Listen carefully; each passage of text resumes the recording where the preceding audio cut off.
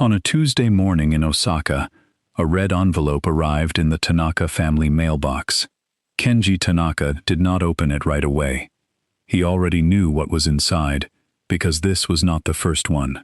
He set it on the kitchen table next to the rice cooker and stared at it the way a man stares at a dog he knows is about to bite him. His wife Emmy read it standing up, her coat still on, because some news you cannot receive sitting down. It was a notice from the district court. If the family did not respond within 30 days, their consumer loan creditors would begin proceedings to seize their assets, including the apartment where their 2 children were currently doing homework in the next room. 2 years earlier, Kenji had opened a ramen shop. He was a good cook.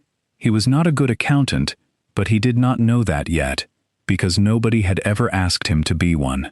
The shop lost money in month 1, and instead of closing it, he borrowed to keep it open, certain that month 2 would fix it. Month 2 did not fix it. Neither did months 3 through 14. By the time the shop finally closed, Kenji had borrowed from 5 different consumer loan companies, the kind that advertise on late-night television with cartoon mascots and approve you in 10 minutes. He had been making minimum payments for months, which felt responsible, right up until he did the math and realized the minimum payments were mostly funding the mascot's advertising budget and not much else. The combined balance across 5 loans had climbed past $82,000. The interest alone was costing the family roughly $900 a month, which is not a debt payment. That is rent on a whole. Before we go on, let us know in the comments where you're watching from. We love seeing how far this story travels. And if you're loving it so far, join the family by hitting subscribe, because tomorrow we've got something special lined up just for you. Here is the part nobody tells you about borrowing money. It does not feel like borrowing money. It feels like nothing. Kenji never once counted out cash to pay for shop supplies. He tapped a card. He signed an app. A representative at the loan office typed some numbers into a computer and told him he was approved, and he felt, briefly, like a successful businessman instead of a man about to lose his kitchen. This is the part behavioral economists call the pain of paying, and Kenji had been anesthetized against it for 2 straight years. Cash makes you watch your wallet get thinner. A loan app just makes a small green check mark appear. Nobody has ever felt guilty about a check mark. The calls started coming during dinner, which is a specific kind of cruelty, whether or not the loan companies intended it that way. The phone would ring right as the family sat down with their bowls, and Kenji would step into the hallway to take it, and the children learned to eat a little faster and a little quieter on those nights, sensing something was wrong, even though nobody explained what. Emmy stopped sleeping properly, somewhere around month 16 of the ramen shop's decline. She would lie awake running the same subtraction in her head, income minus bills, bills minus income, arriving at a different wrong answer each time, depending on which bill she had forgotten to include. This is not a dramatic flourish. Chronic financial stress produces exactly this kind of looping, sleepless arithmetic in real people, and it is exhausting in a way that has nothing to do with how many hours you actually worked that day. The night the court letter arrived, Emmy did something that would end up changing everything, though it did not look dramatic at the time. She walked downstairs to knock on the door of Mrs. Sato, a retired schoolteacher who lived alone on the 2nd floor and who had, on more than one occasion, sent up leftover pickled vegetables with the excuse that she had made too much. Emmy was not looking for financial advice. She was looking for someone who would not judge her for crying in a stairwell. What she got was both. Mrs. Sato listened, made tea, and then pulled a slim, worn notebook off a shelf. It was not fancy. It looked like something you would find in a school supply drawer, because that is more or less what it was.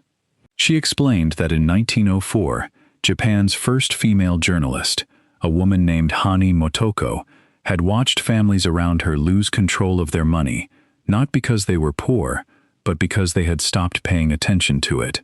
Motoko designed a simple ledger to fix that. She called it Kakeibo. It translates loosely to household financial ledger, and Mrs. Sato had been keeping one, by hand, for 43 years. She did not say this to brag. She said it the way someone tells you they have been brushing their teeth for 43 years. It was just what you did if you wanted to keep your teeth. Kakeibo runs on 4 questions, asked at the start of every month, and Mrs. Sato made Kenji and Emi answer them out loud at her kitchen table, like a pair of students who had skipped a required class. How much money do you have coming in? How much would you like to save? How much must you spend on things you cannot avoid? And how will you improve on last month? Most households, Mrs. Sato said, do the math backward without ever noticing they are doing it. They spend first and save whatever happens to survive the month, which for the Tanakas was currently a number well below 0. Kakeibo flips the order. Income minus savings equals spending, not income minus spending equals savings. You decide what you are protecting before you decide what you are allowed to touch. Preparing and narrating this story took us a lot of time, so if you are enjoying it, subscribe to our channel. It means a lot to us. Now back to the story. This sounds obvious written down. It is considerably less obvious when you are staring at a stack of loan statements and your instinct is to throw more income at the fire and hope. Kenji's combined income from his new job on a construction crew, plus Emi's part-time shifts at a supermarket, came to about $3,200 a month. Mrs. Sato had them commit $700 of that, off the top, before anything else touched it, to debt repayment beyond the minimums. That left $2,500 to run an entire household of 4. Kenji looked physically ill when he heard the number. Mrs. Sato told him the number would feel impossible for about 3 weeks, and then it would simply be his life, the way a cold pool feels unbearable for the first 10 seconds, and then you forget you are wet. She also gave them the 4 buckets, which is the part of Kakeibo that does the actual sorting. Every dollar that leaves your hand falls into one of 4 categories. Survival needs, meaning rent, food, utilities, the kids' school supplies, the things that keep the lights on and the family fed. Optional wants, meaning the convenience store snacks, the streaming subscriptions Kenji had forgotten he was still paying for, the taxi home instead of the train because it was raining and he was tired. Culture, meaning books, the kids' study materials, the rare museum trip, spending that grows a person rather than just soothing them for an hour. And extra, meaning the unplanned stuff, the broken washing machine, the school trip fee that shows up with 2 weeks' notice and no mercy. The Tanakas had never sorted anything. To them, money had just been one undifferentiated fog that arrived and then vanished. When they finally wrote 3 weeks of receipts into the 4 buckets by hand, the optional column was nearly as large as the survival column, and the culture column had exactly 1 entry, a used manga volume for their daughter. The optional list, once it was actually sitting on paper instead of scattered across a wallet, turned out to include 3 separate streaming subscriptions, only one of which anyone in the household could remember signing up for, a vending machine coffee habit that alone added up to roughly $60 a month, and a standing Friday night convenience store run that had started as a small treat during the ramen shop's early good weeks and simply never stopped once the good weeks ended. None of these things had felt like decisions at the time. That is exactly what Mrs. Sato wanted them to notice. Mrs. Sato did not scold them. She just pointed at the page and let the page do the scolding. A ledger is a very patient witness. It never raises its voice, and it never lets you off the hook either. The tool that actually broke the spending habit, though, was the envelope. Not the red one from the court. A different envelope entirely, and this is the one that gives the story its name. Mrs. Sato had the Tanakas withdraw cash the day their paychecks cleared, physical bills, and split it into paper envelopes labeled by hand. Groceries, kids, transport, everything that was not a fixed bill by mail got an envelope. And once the envelope was empty, spending in that category stopped. Full stop, no exceptions. No, just this once. There was no overdraft feature on a piece of paper. When the food envelope ran thin in week 3, the family ate rice, eggs, and whatever vegetables were cheapest that day, and nobody starved, and Emmy later admitted this was the first time in 2 years she had felt like she knew, with certainty, exactly where the family stood financially. Certainty, it turns out, is worth more than comfort when you are in a financial crisis, because uncertainty is what had been keeping her awake at 3 in the morning. We are only about halfway through this story, and it does not go smoothly from here, so if you want to see whether the Tanakas actually beat that court deadline, go ahead and hit subscribe now before we get into it. Debt does not care about your good intentions, and $82,000 spread across 5 separate creditors is a genuinely intimidating mountain to look at directly. Mrs. Sato had them list every loan, smallest balance to largest, ignoring the interest rate entirely, which annoyed Kenji, who had read online that you were supposed to attack the highest interest rate first. Mrs. Sato's answer was that math does not keep a person motivated at 11 at night when they are exhausted from a construction shift. Momentum does.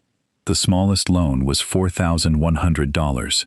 They threw everything they had at that one first, while paying only the legal minimum on the other 4, and 6 weeks later, for the first time in 2 years, one of the 5 loan companies stopped calling because there was nothing left to call about. Kenji said that phone call, the one confirming a 0 balance, felt better than the day the ramen shop had its best sales night ever. A debt eliminated apparently produces a very specific kind of joy that revenue never quite matches. The second loan took 11 weeks. The third took a little over 4 months, partly because the family had a genuine setback in there, a legitimate one. Their son needed a school trip fee of $210 with barely any notice, the kind of bill Kakeibo's extra bucket exists for. In the old system, this would have meant a 6th loan, or a maxed-out card, another small hole in the same leaking bucket. Instead, the family had been feeding a small extra envelope precisely for moments like this one, and they paid it in cash, and nothing derailed. Unexpected expenses kept happening exactly as often as before. What changed is that they stopped ambushing anyone. The 4th loan, $17,000, took the longest stretch of the whole process, nearly 6 months, and it landed during the coldest part of winter, when heating bills eat into every other bucket whether you have budgeted for them or not. This is the stage where most people quit a plan like this one, not because the math stopped working, but because the middle of any long project is where the initial motivation runs out and the finish line still is not visible. Mrs. Sato's fix for the middle stretch was almost embarrassingly simple. Every time a loan closed, the Tanakas crossed it off a sheet of paper taped inside the kitchen cupboard, in red pen, where they would see it every single day while getting a bowl down for breakfast. 4 crossed-out lines, and 1 remaining, is a very different picture to wake up to than 5 open balances with no visible progress at all. There was one real stumble, and it is worth mentioning because a story where nobody slips is not a believable story. In month 7, Kenji, frustrated and tired, put $90 of a friend's birthday dinner on a credit card he had sworn off, telling himself it was a special occasion and did not really count. It counted. Emmy found the receipt during their nightly 3-minute writing ritual, because Kakeibo does not let anything hide for long, and instead of a fight, they had a quiet conversation about what he had actually been trying to buy that night, which was not dinner. It was 30 minutes of feeling like a normal person who was not drowning. They agreed to build one modest optional bucket entry per month, specifically for that feeling, on purpose, in cash, so it would stop sneaking in the side door dressed as an emergency. 18 months after the red envelope arrived, the Tanakas made their final payment on the 5th and largest loan. The district court proceeding had been resolved months earlier through a structured repayment agreement their creditors accepted once the family demonstrated, in writing, month after month, exactly where their money was going. Kenji kept every Kakeibo notebook from that period in a drawer, 5 of them by the end, filled with cramped handwriting and the occasional coffee ring. He says he does not need them for the numbers anymore. He keeps them the way some people keep a hospital wristband, as proof that a specific bad thing genuinely happened and did not manage to finish the job. Wealth, Mrs. Sato liked to say, is not a number on a bank statement. It is the gap between what comes in and what goes out. And a family earning $3,000 a month who protects 700 of it is doing something a family earning triple that and saving nothing will never manage. The Tanakas did not get rich in 18 months. They got something more useful first, which was calm. The background hum that had been running under every conversation in that apartment for 2 years, the one that makes it hard to actually be present for your own children's homework, finally went quiet.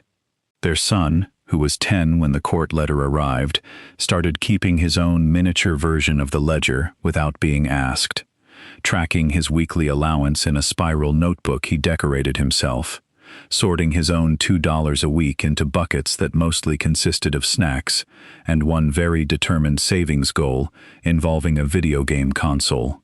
Nobody taught him the theory behind income minus savings equals spending. He picked it up the way children pick up most things in a household, by watching what the adults around him did at the kitchen table every night, not what they said out loud.